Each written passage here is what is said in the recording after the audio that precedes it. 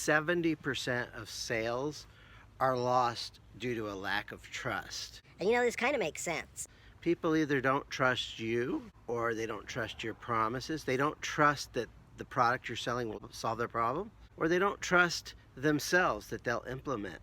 So how do you fix this? Number one, make sure that you underpromise and overdeliver. You keep your promises real and not hypey and over the top, number one. Number two is do what you say you're going to do. Have integrity. And number three is make sure that everything you do comes from a pure place. Have other people's best interests at heart. The core of trust is when people understand and appreciate that you have their best interests at heart. They're more likely to trust you, because when you're coming from the right place, they're going to trust the information you present. There's a saying that no trust equals no sale. Make sure that you engineer trust into the whole process, and I promise you, you'll close more sales because you'll be more trustworthy. This is Joe Nicasio, your business coach. EmployeeEscapePlan.com.